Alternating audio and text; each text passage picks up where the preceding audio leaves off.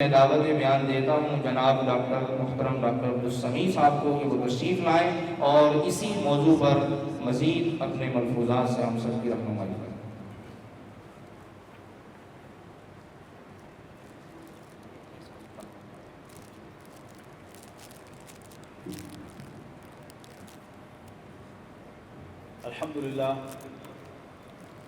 الحمدللہ نحمده ونستعینه ونستغفره ونؤمن به ونتوکل علیہ ونعوذ باللہ من شرور انفسنا ومن سیئات اعمالنا من یهده اللہ فلا مضل له ومن یضلل فلا هادی له ونشهد ان لا الہ الا اللہ وحدہ لا شریک له ونشهد ان سیدنا محمدا عبدہ ورسولہ اما بعد فاعوذ باللہ من الشیطان الرجیم بسم اللہ الرحمن الرحیم یریدون لیطفئوا نور اللہ بافواہہم واللہ متم نورہ ولو کرہ الکافرون هو الذی ارسل رسولہ بالہدی ودین الحق لیظہرہ علی الدین کلہ ولو کرہ المشرکون۔ محترم جناب مفتی مسعود ظفر صاحب، مفتی عبدالرحمن صاحب، تمام اہل علم، مہمانان گرامی اور معزز حضرات، ان حدیث سے میرا پہلا تعارف اس وقت ہوا جب میں میٹرک میں پڑھتا تھا اور نورانی مسجد پیپلز کالونی میں قاری عبدالحنان صاحب خطیب تھے۔ وہ عشاء کی نماز کے بعد درس حدیث دیا کرتے تھے اور ان سے ہم نے پہلی مرتبہ، میں اور میرے بڑے بھائی نے، دجال کے بارے میں حدیث سنی اور بڑی حیران کن محسوس ہوئی۔ پھر وقت گزر گیا، اس کے بعد پھر محترم ڈاکٹر اسرار احمد صاحب نے جب سورہ کہف کا درس دیا تو انہوں نے دوبارہ یہ احادیث سنائی اور کتاب تذکیر بسورۃ الکہف مولانا بنادر حسن گیلانی رحمۃ اللہ علیہ کی وہ متعارف کروائی۔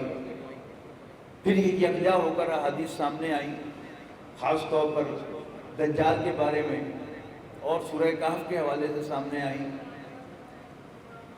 اس کے بعد پھر ڈاکٹر صاحب محترم نے پورے نقشے کھینچے اور مستقبل کے بارے میں متوجہ کیا کہ یہ حالات جو ہیں ہونے والے ہیں، اور تقریباً یقین دلا دیا کہ یہ سب کچھ ہونے والا ہے۔ 9/11 کے بعد، 9/11 بذات خود ایک فتنہ تھا اور وہ کوئی حادثہ تو تھا نہیں، ایک اسکیم تھی اور اس کا مقصد اسلام کو زیر کرنا اور بلکہ اسلام کا خاتمہ کرنا تھا۔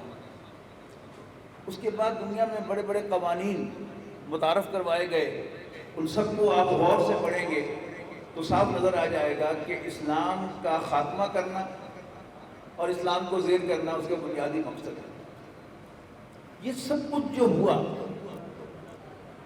میں افسوس کے ساتھ کہتا ہوں کہ ہمارے حلقوں میں، مسلمانوں کے حلقوں میں تو یہ احادیث زیر بحث آنا بند ہو گئی، لیکن ہمارے دشمنوں نے یہ ساری احادیث بھی پڑھی ہوئی ہیں اور خود تورات و انجیل میں اور عیسائیوں اور یہودیوں کی کتابوں میں یہ ساری باتیں مذکور ہیں۔ اور 9/11 کا ڈرامہ ہو یا اس کے بعد کی ساری کاوشیں جو ہو رہی ہیں، وہ اصل میں ان سب حالات کو سامنے رکھ کر مسلمانوں کا راستہ روکنے کے لیے کی گئی اور کسی ایک زاویے سے نہیں، کئی زاویوں سے یہ کوشش کی گئی ہے۔ مفتی مسعود ظفر صاحب نے، اللہ ان کو جزائے خیر دے، یہ ایک بہت بڑا کام کیا ہے کہ احادیث کی کتابوں میں، جیسے حضرت فرما رہے تھے ابھی کہ یہ بکھری ہوئی ہیں تمام احادیث، یہ سب کا سب علم موجود ہے، اور مولانا بنادر حسن گیلانی رحمۃ اللہ علیہ کی کتاب کی اصل میں علماء کے لیے ہے۔ مفتی مسعود ظفر صاحب نے اللہ تعالیٰ کی توفیق سے جو کارنامہ سر انجام دیا ہے، وہ کیا ہے کہ عام فہم زبان میں انہوں نے ان تمام احادیث کو جمع کیا ہے۔ قیامت کے بارے میں احادیث، ظہور مہدی، ظہور عیسیٰ علیہ السلام کے بارے میں حدیث، اور پھر فتن کے بارے میں جو ایک قرآن کتاب مخطوطہ ہاتھ سے لکھی ہوئی ان کو ملی، اس کو انہوں نے بڑی محنت سے پہلے نکالا، پھر اس کا اردو میں ترجمہ کیا، اور پھر وہ ملاحم کے نام سے، الملاحم کے نام سے وہ کتاب بھی شائع ہو گئی، اور وہ بھی آج ہمارے پیش نظر ہے۔ خود مسلمانوں کے اندر اس کی بہت زیادہ ضرورت ہے، اور ہمارا دشمن کیا کچھ کر رہا ہے اس کے لیے، اس کو پیش نظر رکھنا ہے۔ پہلی بات تو یہ ہے کہ پچھلے سمجھ لیجیے کہ انڈو پاک کی اگر میں بات کروں تو پچھلی تقریباً 1.5 صدی سے انکار حدیث کا فتنہ جو ہے یہاں بڑے زور و شور کے ساتھ آیا ہے، اور جس نے 4 لفظ دنیا کی تعلیم کے پڑھ لیے ہیں اس کو اور کچھ سمجھ میں آیا یا نہیں آیا، بہرحال احادیث کا منکر تو ضرور ہو گیا۔ اس کا بھی سدباب کرنے کی ضرورت ہے کہ یہ احادیث، جس کے دل میں ان احادیث کی کوئی وقت نہیں ہے، جو احادیث کو مانتا ہی نہیں ہے، اور اس کے بھی 2 رخ ہیں، ایک ہے احادیث کی صحت کو ماننا، اور ایک ہے احادیث اور سنت کی ضرورت کا انکار کرنا۔ یہ دونوں فتنے ہمارے یہاں موجود ہیں۔ ضرورت اس بات کی ہے کہ عام فہم الفاظ میں لوگوں کو یہ چیز بھی سمجھائی جائے کہ نبی اکرم صلی اللہ علیہ وسلم کے فرمودات صحیح ہیں، اور ان کو سمجھنے کی اور ذہن نشین کرنے کی انتہائی ضرورت ہے۔ اس سے بھی پیچھے ہٹ کر ایک اور فتنہ جو 9/11 کے بعد آ کر بہت زیادہ زوردار ہو گیا ہے، وہ کیا ہے کہ نبی اکرم صلی اللہ علیہ وسلم کا انکار کروانا مسلمانوں سے۔ یہ بھی کئی رخ سے آ رہا ہے، یعنی اگر میں اہل علم کو چھوڑ کر جتنے بھی یہاں پر عام پڑھے لکھے لوگ بیٹھے ہیں، بلکہ میں تو کہتا ہوں کہ اہل علم بھی میں شامل کر لوں اور ایک سوال پوچھوں کہ ہمارا عقیدہ کیا ہے، اسلام کو ایک لفظ میں بیان کرو، تو شاید 95% لوگ کہیں گے کہ اسلام دین توحید ہے۔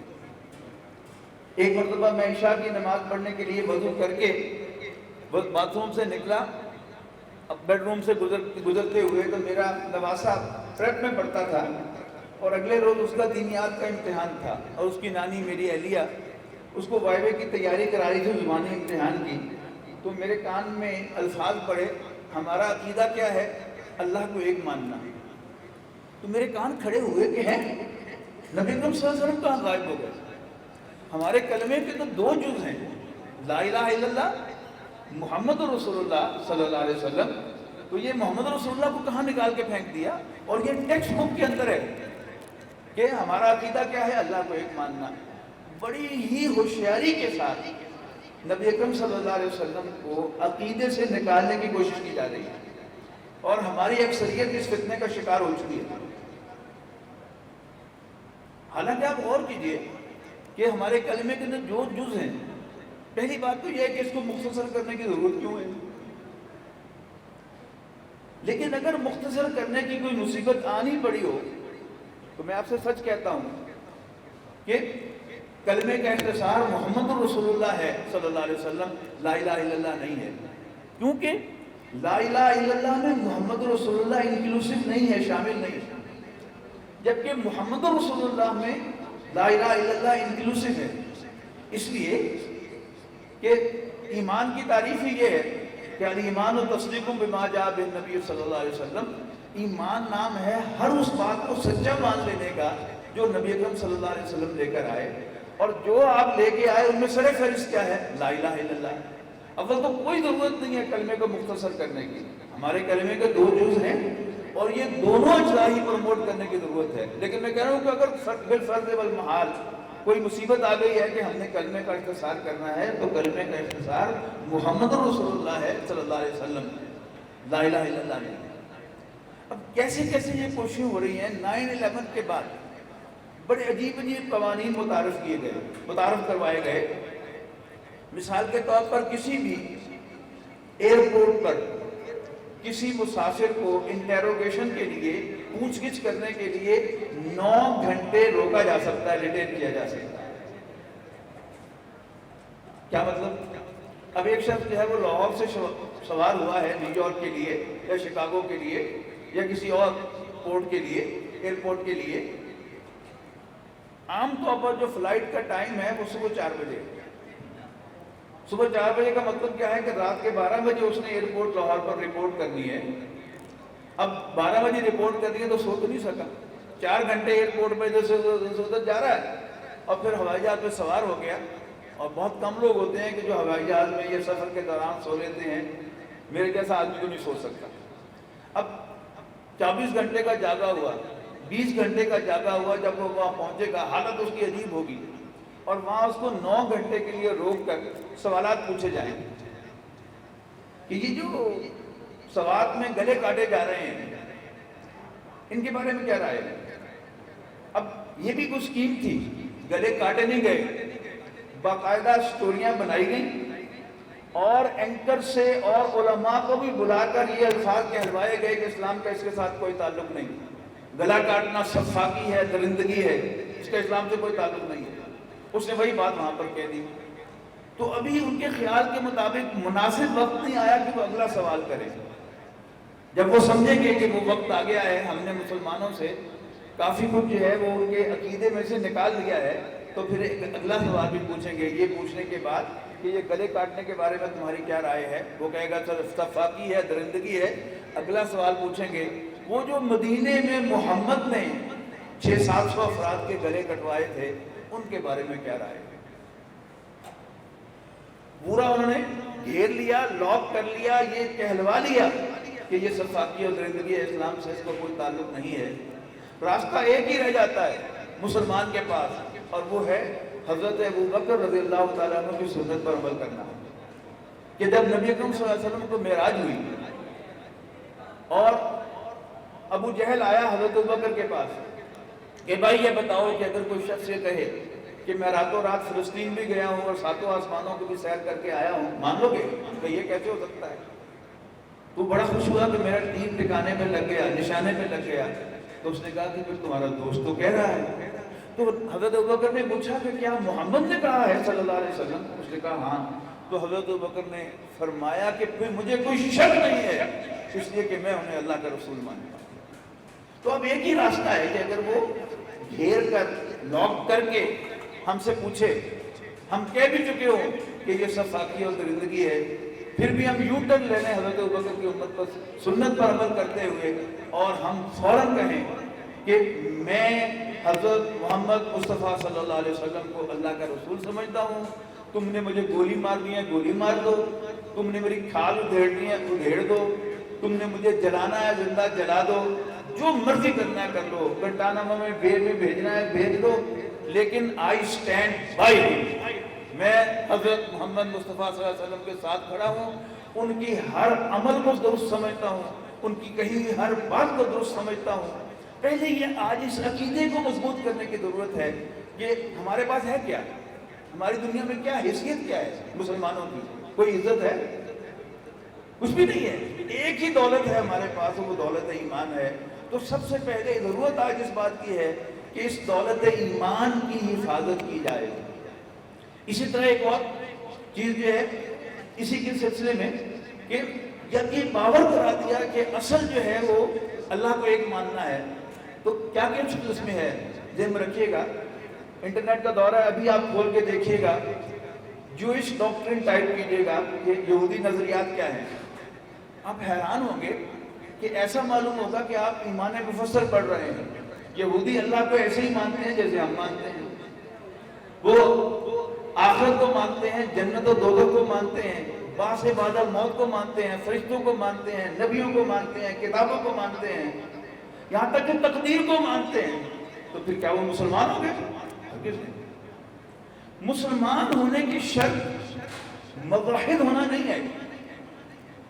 موحد ہونا یہ کیا ہے؟ یہ اسلام کے عقائد کا سب سے اہم حصہ ہے، لیکن مسلمان ہونے کی شرط حضرت محمد صلی اللہ علیہ وسلم کو واضح الفاظ میں اللہ کا رسول ماننا ہے۔ کوئی شخص جتنا مرضی موحد ہو، جب تک وہ واضح الفاظ میں حضرت محمد صلی اللہ علیہ وسلم کو اللہ کا رسول نہیں مانتا، وہ دائرہ اسلام میں داخل نہیں ہوتا۔ تو ہمیں بڑا کلیئر ہونا چاہیے کہ ہم ہیں کون۔ اچھا، اب یہ راہ کس بات کی ہموار ہو رہی ہے وہ بھی میں آپ کو دکھا دوں۔ لندن میں ایک گھر میں میں درس قرآن دے رہا تھا، تو وہاں ایک صاحب ملنے والے تھے، چارٹرڈ اکاؤنٹنٹ تھے، انتقال ہو گیا ان کا، اللہ ان کی مغفرت کرے۔ وہ بھی آ کے درس میں بیٹھ گئے، تو درس ختم ہوتے ہی انہوں نے ایک دم ایک سوال داغ دیا، مجھ سے کہنے لگے کہ ڈاکٹر صاحب یہ سارے مولوی یہودیاں تے عیسائیوں کو کافر کیوں کہتے ہیں؟ قرآن شریف تو انہوں نے یہ کتاب کہتے ہیں۔ ایک دفعہ تو میں بھی گیا تھا کہ اللہ تعالیٰ نے میری رہنمائی فرما دی، سورۃ بینہ کی طرف میرا ذہن گیا، وہاں واضح الفاظ میں 2 دفعہ میں نے کہا جی نہیں، مولوی نہیں کہتا، قرآن مجید کہتا ہے کہ ان الذین کفروا من اہل الکتاب والمشرکین، کافر خواہ اہل کتاب میں سے ہوں یا مشرکوں میں سے ہوں، وہ کافر ہیں۔ یہ بات ہمیں بڑی کلیئر ہونی چاہیے۔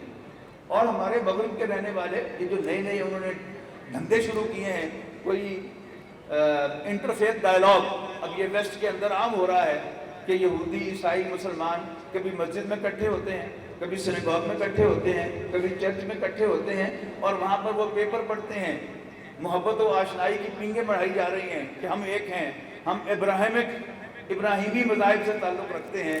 یہ ساری باتیں اسی وقت ہوں گی جب اپنی محفل میں سے ہم نبی اکرم صلی اللہ علیہ وسلم کے تذکرے کو نکالیں گے۔ اگر محبت کی بات کرنی ہے تو پھر جو کامن چیزیں ہیں وہی ڈسکس ہوں گی نا، اور وہ کامن چیزیں جو ہیں وہ ایمان باللہ ہے، ایمان بالآخرت ہے، ایمان بالرسالت ہے، لیکن نبی اکرم صلی اللہ علیہ وسلم کا تذکرہ اس میں سے نکالنا پڑے گا۔ کیا ہمیں کوئی ایسا ایمان کا تعارف پسند ہے، گوارا ہے کہ جس میں نبی اکرم صلی اللہ علیہ وسلم کا تذکرہ نہ ہو؟ تو بار کئی زاویوں سے کوشش جو ہے وہ ہو رہی ہے نبی اکرم صلی اللہ علیہ وسلم کو نکالنے کی۔ تو ہماری ضرورت کیا ہے کہ یہ کتابیں بڑی مبارک ہیں، میں مفتی صاحب کو مبارکباد پیش کرتا ہوں، لیکن جو بھی اہل علم یہاں بیٹھے ہیں ان کی بھی توجہ دلانا چاہتا ہوں کہ ایمان کی رسالت، خاص طور پر نبی اکرم صلی اللہ علیہ وسلم پر ایمان، یہ خاص طور پر ہمارے جو پڑھے لکھے لوگ ہیں، مسٹر جو کیٹیگری ہے مسلمانوں کی، ان کے دلوں سے اہل مغرب یہ ایمان نکالنے یا کم سے کم کسی حد تک کم کرنے میں کامیاب ہو گئے ہیں۔ یہ کوشش ہو، پھر احادیث کی اہمیت اس کے اوپر کام ہو، اور پھر یہ احادیث یہاں پیش کی جائیں۔ بس مجھے 15 منٹ دیے گئے تھے، میں 16 منٹ لے چکا ہوں، اسی پر میں اپنی گزارشات ختم کرتا ہوں۔ آپ سب حضرات کو مبارکباد دیتا ہوں کہ آپ اس مبارک محفل میں تشریف لائے ہیں۔ اللہ تعالیٰ سے دعا ہے کہ حضرت کے کہنے کے مطابق اللہ تعالیٰ اس وقت پر جب حضرت عیسیٰ اور حضرت مہدی تشریف لائیں ہمیں ان کے کیمپ میں شامل رکھے۔ آخر دعوانا الحمدللہ رب العالمین۔ بہت شکریہ، السلام علیکم۔